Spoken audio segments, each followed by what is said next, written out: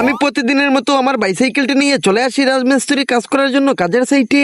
আর কাজের সাইটে এসে আমার মনটা খারাপ হয়ে যায়। তারপরে আমার বাইকটা নিয়ে আমি সাথে সাথে আমার বাড়িতে চলে যাই। আর বাড়িতে এসে বাবাকে বললাম, বাবা আমাকে 1 লক্ষ টাকা দাও, আমি একটা সেঞ্চি কিনবো।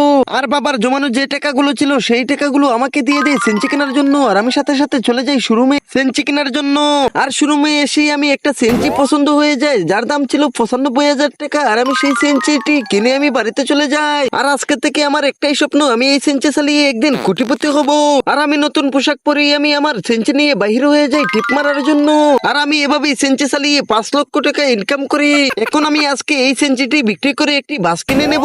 এই তো আমি আমার সেঞ্চি চালানোর টাকা দিয়ে আমি একটি বাস কিনে নিলাম। এখন আমাকে একটি শহরে বাড়ি কিনতে হবে, কেননা এখন আমার কাছে অনেক টাকা পয়সা আছে। আর গ্রাম থেকে বাবাকেও নিয়ে আসবো আমার বাড়িতে। এখন বন্ধুরা আমার নতুন বাড়িতে যেতে যেতে তোমরা এই ভিডিওতে একটা লাইক একটা সাবস্ক্রাইব করে না। এই তো বন্ধুরা আমি আমার নতুন বাড়িতে চলে এসেছি। আর বাবাকেও নিয়ে এসেছি আমার নতুন শহরের নতুন বাড়িতে। এখন বন্ধুরা তোমার মা বাবার স্বপ্ন কি তুমি পূরণ করতে চাও? কমেন্টে বলে যাও।